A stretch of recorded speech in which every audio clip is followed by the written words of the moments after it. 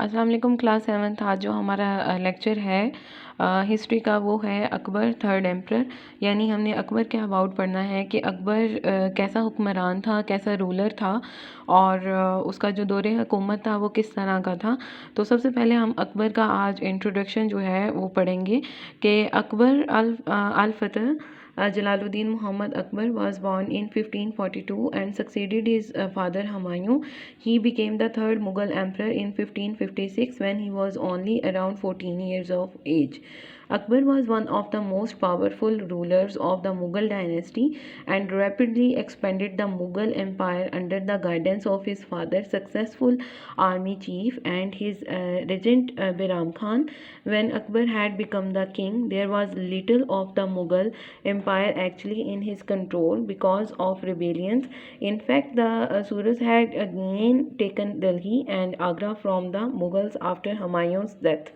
And next ہے Akbar and Rajput. A major attempt made by the Rajput to defeat the Mughal Emperor Akbar ended in a devastating Rajput defeat in the Battle of Haldighati in 1576.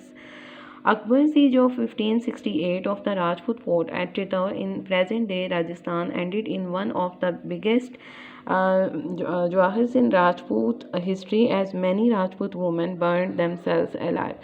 تو یہ 2 headings کے about آج کا میں آپ کو introduction دوں گی کہ اکبر اینڈ راجپوت کا آپس میں کیا ریلیشن تھا، اور اس کے علاوہ اکبر جو تھرڈ ایمپرر تھا وہ کیسا ایمپرر تھا.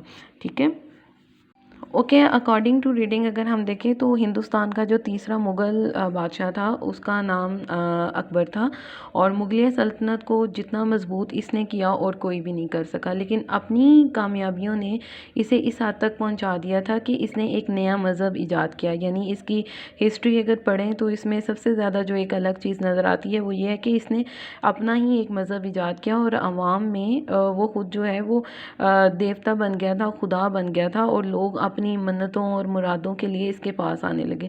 اس کا دور حکومت ہندوستان میں امن اور خوشحالی کا دور تھا.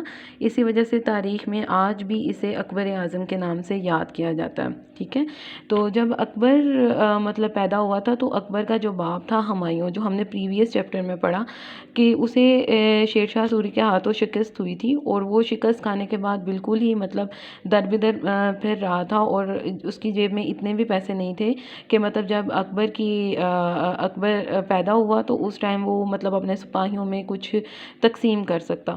ٹھیک ہے، تو اس کے علاوہ اکبر جو تھا اس کو پڑھنے لکھنے کا بالکل بھی شوق نہیں تھا، اور اگر شوق تھا تو وہ صرف اپنی طاقت دکھانے کا اس کو شوق تھا، اور وہ اپنے سے بڑے لڑکوں کے ساتھ مطلب ان کو چیلنج کرتا تھا، ان کے ساتھ مطلب ان کو کشتی کرنے کے لیے کہتا تھا اور انہیں ہرا دیتا تھا. ٹھیک ہے، اور اس کے علاوہ جو ہے اکبر کے اباؤٹ یہ ہے کہ اکبر صرف 13 برس کا تھا جب ہمایوں نے سوری خاندان سے دہلی کا تخت جو ہے واپس لے لیا، اور کچھ عرصے بعد ہمایوں وفات پا گیا.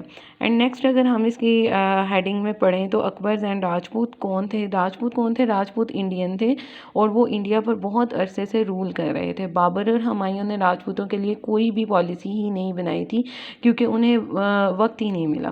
لیکن اکبر بہت ذہین حکمران تھا. اکبر یہ بات جانتا تھا کہ راجپوتوں کے سہارے کے بغیر وہ انڈیا پر لمبے عرصے تک حکومت نہیں کر سکتا، کیونکہ راجپوت جو تھے ان کے پاس مطلب جنگی فنون بھی بہت زیادہ تھے، ان کے پاس سکلز بہت زیادہ تھے، اور اکبر نے راجپوتوں کے ساتھ دوستانہ تعلق بنایا اور ذات کی وجہ سے کوئی فرق نہ رکھا. مطلب جو اس کی اپنی عوام تھی ان کے درمیان اور راجپوتوں کے درمیان وہ کسی قسم کا کوئی ڈیفرنس نہیں رکھتا تھا، اور راجپوتوں کو تلوار بازی بھی آتی تھی جس کی وجہ سے اکبر ان سے کافی متاثر ہوا. اب نیکسٹ جو ہماری ویڈیو ہوگی تو اس میں ہم لیکچر میں اس کے اباؤٹ اور مزید نیکسٹ ہیڈنگز میں پڑھیں گے. جس طرح سے نیکسٹ ہیڈنگ ہے اکبر ایز اے رولر، کہ وہ کس طرح کا رولر تھا. اگر اس کا میں تھوڑا سا آپ کو انٹروڈکشن دوں تو اس میں یہ ہے 3rd لائن میں دیکھیں، ہی انٹروڈیوس دین الہی. جس طرح سے میں نے آپ کو سٹارٹنگ میں بتایا کہ اس کی ہسٹری میں پڑھیں تو اس نے ایک مذہب ایجاد کیا تھا. ٹھیک ہے، تو یہ اس نے مذہب جو ایجاد کیا تھا اس کے اباؤٹ لکھا ہوا ہے، ہی انٹروڈیوس دین الہی، a form of religion integrating Hindu and Muslim faiths and married Hindu Maharani Jodha Bai. ٹھیک ہے، تو اس کے اباؤٹ اور نیکسٹ پیج جو ہے اس کی ہم نیکسٹ لیکچر میں ریڈنگ کریں گے. اوکے، آپ ورڈس میننگ نوٹ کر لیجئے گا اور اس کے کانسیپٹ کو یاد کر لیجئے گا.